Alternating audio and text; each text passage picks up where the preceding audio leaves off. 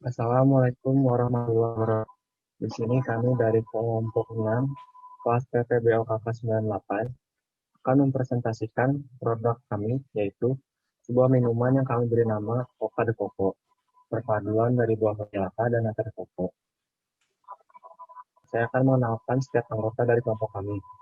Yang pertama, Karet Nugraha, yaitu saya sendiri dari Fakultas Peternakan, Cici Amelia Junitra dari Fakultas Peternakan, Nabila Alufa Utari dari Fakultas Ekonomi dan Bisnis, Salsa Mutiara ini dari Fakultas Ilmu Komunikasi, Sekar Adiyah dari Fakultas Teknik Industri Pertanian.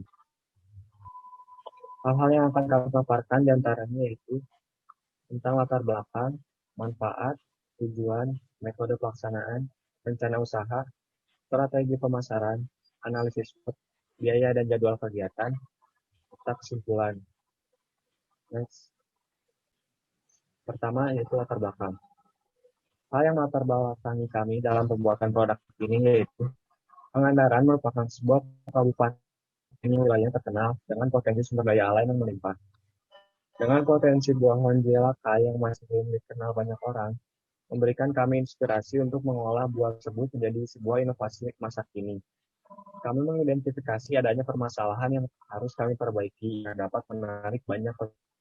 Dilihat dari kemasannya yang masih biasa saja, yaitu menggunakan botol minuman yang bentuknya tidak unik, yang kurang menarik, tersebut membuat para konsumen tidak merasa tertarik untuk membeli minuman jus toge ini. Lalu manfaat. Pertama, menambah pengalaman berwirausaha bagi kami. Dua, banyak orang mengetahui buah honjelaka. Ketiga, memberikan minuman sehat, enak, dan menarik bagi konsumen. Dan yang terakhir, dapat tampilan baru, terutama bagi kami para mahasiswa baru. Lalu tujuan. Tujuan membuat produk yang pertama, dapat mengenalkan produk olahan buah honje kelaka berupa jus kepada masyarakat luas, memodifikasi produk yang sudah ada agar menjadi lebih menarik saat dipasarkan. Dan yang terakhir adalah menginformasikan manfaat yang terkandung dalam buah jelaka kepada masyarakat luas. Dan dari saya, selanjutnya akan dilanjutkan oleh rekan saya, yaitu Cici Amelia. Baik, selanjutnya ada metode pelaksanaan. Yang pertama, konsultasi dengan pembimbing. Konsultasi awal mengenai sesuatu yang berhubungan dengan yang akan dilakukan. Konsultasi ini bertujuan untuk meminimalkan kesalahan-kesalahan yang terjadi. Next. Yang kedua ada riset pemasaran. Hal ini berupa pengalaman pemasaran kemana saja produk tersebut didistribusikan. Pengalaman ini juga meliputi analisis minat pasar terhadap produk ini. Dari pengalaman ini dapat membantu dalam pemasaran produk dan ketahanan produk dalam persaingan dengan produk lain. Next. Yang ketiga ada proses pengolahan. Proses pengolahan yang pertama yaitu bersihkan buah honje, kemudian cuci sampai bersih. Yang kedua, tumbuk buah honje secara manual atau bisa digiling menggunakan blender. Yang ketiga, hasil tumbukan masukkan ke dalam panci, kemudian tambahkan air dan rebus hingga mendidih.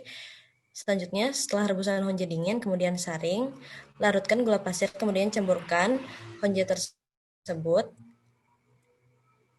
Next.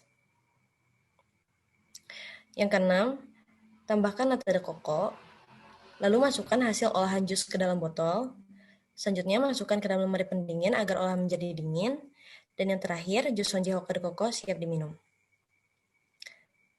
Next. Lalu ada rencana usaha. Next.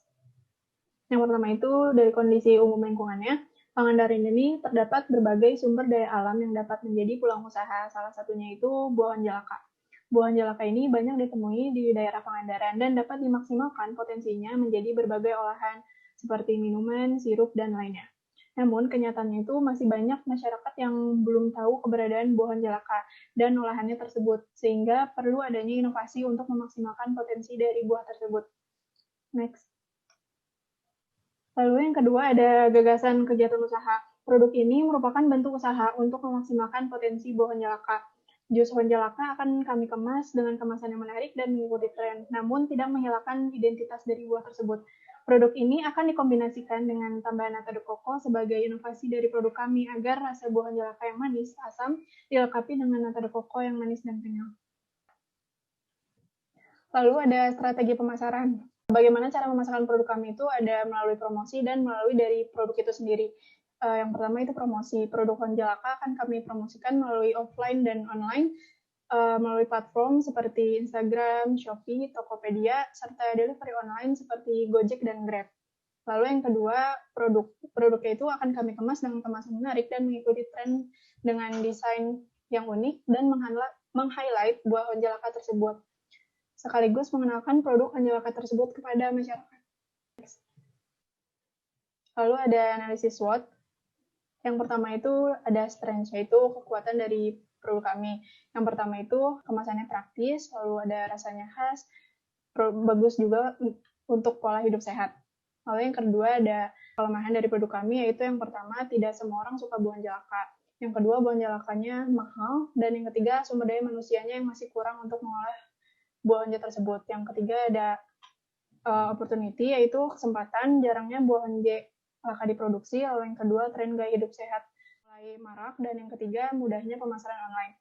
Lalu yang terakhir ada threat atau ancaman. Yang pertama itu konsumen mudah bosan.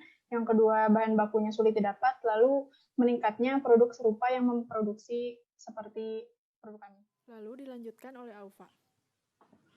Kemudian ada biaya dan jadwal kegiatan. Yang pertama yaitu biaya investasi atau alat.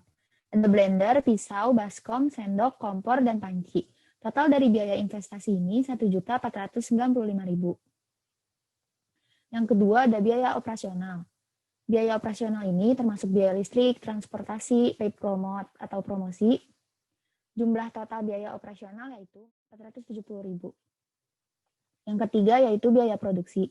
Biaya produksi termasuk buah honjelaka, gula, nata de coco, air, botol plastik, gas isi ulang, label kemasan.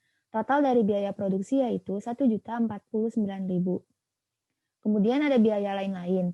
Biaya lain-lain ini yaitu biaya tak terduga sebesar Rp500.000. Total dari biaya semuanya yaitu peralatan penunjang, biaya operasional, biaya produksi, biaya lain-lain totalnya yaitu Rp3.514.000. Analisis BEP. Biaya penyusutan yaitu Rp22.425, biaya tetap selama 1 bulan Rp492.425, HPP-nya yaitu Rp15.414, harga jualnya Rp20.000, BEP unitnya 52, BEP penjualan Rp1.040.000, profit per unit Rp4.585, profit per produksi Rp458.575.000. Kemudian akan dilanjutkan oleh Salsa. Baik, yang selanjutnya ada jadwal kegiatan. Kegiatan kami akan dilakukan selama 3 bulan. Pada bulan pertama ini, yaitu ada survei bahan baku yang akan dilakukan pada minggu ke-1 dan ke-2, survei pasar pada minggu ke-2 dan ke-3, pembelian bahan baku pada minggu ke-3, pengolahan pada minggu ke-4. Next. Pada bulan kedua yaitu ada pengolahan pada minggu ke-1, percobaan hasil olahan pada minggu kedua dan ketiga, evaluasi pada minggu ketiga, dan pengajuan proposal pada minggu keempat. Next. Pada bulan ketiga yaitu perizinan pada minggu ke-1, penjualan pada minggu kedua dan ketiga, laporan kegiatan pada minggu keempat. Next. Kesimpulan. Yang dapat kami simpulkan dari pemaparan materi barusan yaitu potensi buah honjelaka yang masih belum dikenal banyak orang memberi kami inspirasi untuk mengolah buah tersebut menjadi sebuah inovasi masa kini. Maka dari itu banyak manfaat yang kami dapat yaitu banyak orang yang mengetahui buah honjelaka, menambah pengalaman berwirausaha, dan memberikan minuman sehat, enak, dan menarik. Mungkin cukup sekian pemaparan materi dari kelompok kami.